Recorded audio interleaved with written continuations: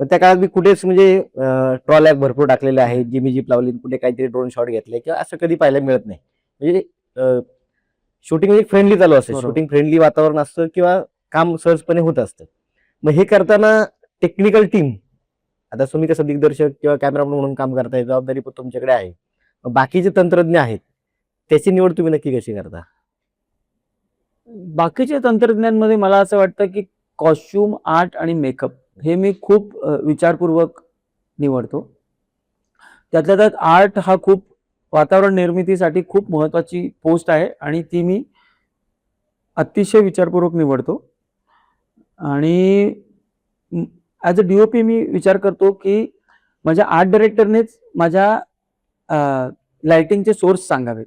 म्हणजे आता आपण एकत्र काम करताना मी नेहमीच तुला विचारतो की संदीप, ह्या जागी लाईटचा सोर्स काय आहे, तुला काय वाटतं? मग आपण ठरवतो की इथे टंगस्टन लाईट लावायचा का व्हाईट ट्यूबलाईट लावायची का काय करायचं. किंवा एखादा सीन जरा लाईट गेलाय तर तू काय लावतोयस, कंदील लावतोयस का दिवा लावतोयस.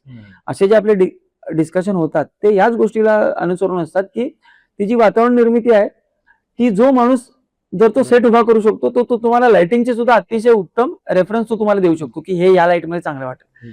तर रिअलिस्टिक फिल्म मेकिंग मध्ये हे खूप महत्वाचं आहे की तुम्ही लोकांची कन्सल्ट करून आणि तुमच्या HODs बरोबर विचार विनिमय करूनच ह्या गोष्टी ठरवल्या पाहिजेत. सो दॅट फिल्म मेकर म्हणून तुमच्या फिल्मचा परिणाम त्याच्यामुळे नेहमीच जास्त होऊ शकतो. आणि पर्सनली मला असं वाटतं की मी फार लोकांवर विश्वास ठेवून काम करणारा माणूस आहे. मला अजिबात एखाद्यावर जर आपण विश्वास ठेवला तर मला असं वाटतं की आपण त्याच्या कलाने वागावं आणि माणसं पण आपण त्याची निवडावीत की जी स्वतःच्या बाकीच्या गोष्टींपेक्षा फिल्म ज्याला महत्वाची वाटते अशी माणसं मी निवडलेली आहेत. तुझ्या रूपाने माझ्याकडे एक तसा हक्काचा माणूस आहे. तर मला असं वाटतं की लोकांचे मोटिव्ह करेक्ट असल्याच्या नंतर ते जे आपल्याला घडवायचंय ते कधी चुकू शकत नाही आणि ते बरोबरच पडतं. कारण का कसं असतं, as a director, as a cameraman माझे सुद्धा काही दिवस वाईट असतात, काही दिवस चांगले असतात. तसं माझ्या तंत्रज्ञानचे पण असू शकतात ना. कधी आर्ट कडनं प्रॉब्लेम होऊ शकतो, कधी कॉस्ट्युम कडनं प्रॉब्लेम. कारण का सेटवरचे प्रॉब्लेम हे काही फक्त एका माणसावर अवलंबून असतात. कधी कुठेतरी सीन मध्ये शिरखुर्मा पाहिजे आणि तो शिरखुर्मा आलाच नाही तर माझ्या आर्ट डायरेक्टरची काय चूक. किंवा कधी कुठल्या कॉस्ट्युमचा काही प्रॉब्लेम झाला, कुठल्या तरी बाल कलाकाराने स्वतःच्या अंगावर खिरीचा डबा ओतून घेतला तर मी काय करणार, किंवा तो कॉस्ट्युम करणारी व्यक्ती काय करेल. तर मग ह्या सगळ्या प्रॉब्लेम मधून आपल्याला विषय होता की केळी तुटली. नाही, केळी तुटली आणि प्रोडक्शनने एकच डझन केळी आणली. तर ह्याच्यामध्ये आपण काय करू शकतो. बरोबर. तर आपल्याला ते शांतपणे घेऊन रात्री 11-12 वाजता केळी बरोबर मार्गक्रमण आपल्याला करावं लागतं, आपल्याला आपलं ठेवायला लागते. फिल्म मेकिंग मध्ये तांत्रिक कौशल्य आणि भावनिक संवेदनशीलता यापैकी कोणती गोष्ट अधिक महत्वाची वाटते तुम्हाला? मी परत एकदा माझ्या पास्ट कडे जाईन, जिथे मी शिकत होतो, जिथे मी सुमित्रा भावेंबरोबर हा भारत माझा केला, जिथे मी संहिता सारख्या चित्रपटाला मावशींबरोबर उभा राहिलो. त्याच्यानंतर रत्नाकर मतकरींबरोबर जेव्हा मी इन्व्हेस्टमेंट केला. तर मला असं वाटतं की मी ज्या पद्धतीने बनलोय, मी ज्या पद्धतीने आज जे काय आहे ते आहे, ते पूर्णपणे भावनिक विचार घेऊन सिनेमा करायचा या मुद्द्यामुळे मी आहे. आणि माझं स्वतःचं एक मॉरल आहे लाईफमध्ये फिल्म मेकिंगचं. ते म्हणजे असं की मी कुठलाही चित्रपट तो चांगला मी कधी ठरवतो जेव्हा तो चित्रपट म्हणजे आय कॅन बी रॉंग, पण मला असं वाटतं, मला हे सगळ्यात महत्वाचं वाटतं की मी, माझा मुलगा आणि माझे वडील एका सोफ्यावर बसून एक चित्रपट बघू शकतो आणि एकदाही कोणालाही मान खाली घालून तो बघायला लागत नाही. तो चित्रपट किंवा ती कलाकृती ही सगळ्यात चांगली कलाकृती. तर कॉन्टेंट जो बनवावा तो असा बनवावा. तर म्हणजे लोक माझ्या विचारसरणीशी काही सहमत असायची गरज नाही. लोकांना काहीतरी धक्कातंत्र करायचं असतं, काय करायचं असतं, पण मी या विचारसरणीचा आहे. आणि मला असं वाटतं की एका कलाकाराचं श्रेय ह्याच्यातच असतं की त्याची कलाकृती जास्तीत जास्त लोक कशी काय बघतील तेच त्याचं श्रेय असू शकतं. आणि मला असं वाटतं की तेच सगळ्यात जास्त महत्वाचं आहे. त्याच्यामुळे ॲडल्ट कंटेंट मी करत नाही, मी टाळतो. त्याच्यानंतर खूप जास्त कमर्शियल पद्धतीचं सिनेमे मी घेत नाही. म्हणजे रादर माझी वाईफच मला सांगते की कशाला काहीतरी करतो त्यापेक्षा घरी बस.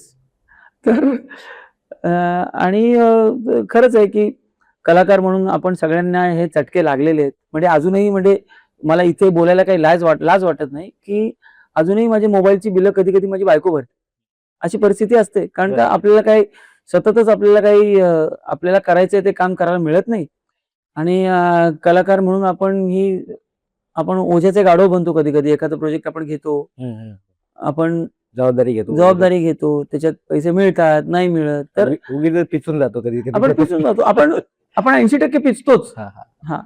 आणि म्हणजे सुमीचं सुद्धा मी सांगतो ना, सुमी चित्रपट केला लॉकडाऊनच्या आधी. लॉकडाऊन लागला आणि मला अजूनही आठवतंय 2 दिवसापूर्वी म्हणजे चित्रपटाचं नॅशनल अवॉर्ड अनाउन्स व्हायच्या 2 दिवसापूर्वी मी आणि बायको चर्चा करत होतो. मी बायकोला म्हटलं कारण का एकतर जस्ट पावनखिंड शूट झालेला आणि लॉकडाऊन लागलं. मला अजूनही आठवतंय 19 मार्च होतं आणि लॉकडाऊन लागलं. पावनखिंडचे शेवटचे 4-5 दिवस बाकी होते. लॉकडाऊन लागलं आणि म्हणजे त्यावेळेला जरा असं त्या फेजमध्ये होतो मी, की यार रंगपतंगाचे सबसिडीचे पैसे कधी येणार आणि असं तसं सगळं चाललेलं होतं. आणि मी स्वातीला बोललो, की "अगं, हे काय आपल्याला करून मिळतंय यार, हे चांगले सिनेमे आणि कुठूनही भूत लागलंय काय माहिती. हे जाऊ देत.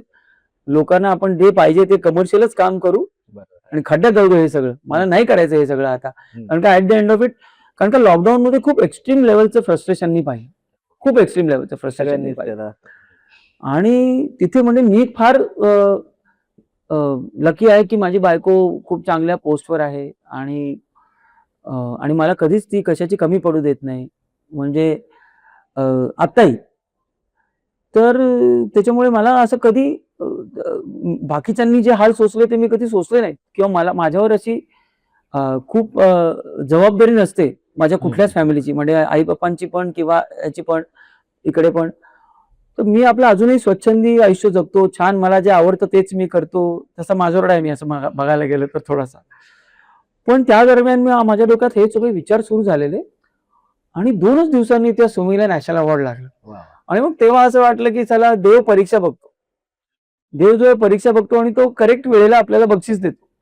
तर तसं झालेलं आणि मग उमेद देतो नवीन. ते सुमीच्या नॅशनल अवॉर्ड नंतर परत एकदा ती उमेद मिळाली. परत एकदा आता ये रे माझ्या मागल्या आणि कला आणि कलाकार असे विषय सुचायला लागले. पण मला असं वाटतं, की ही अप अँड डाऊन जर्नी आहे फिल्म मेकर म्हणून आणि ती येतच राहणार, ती होतच राहणार आणि ती झाल्याशिवाय शेवटी ही आयुष्याची मजा नाही.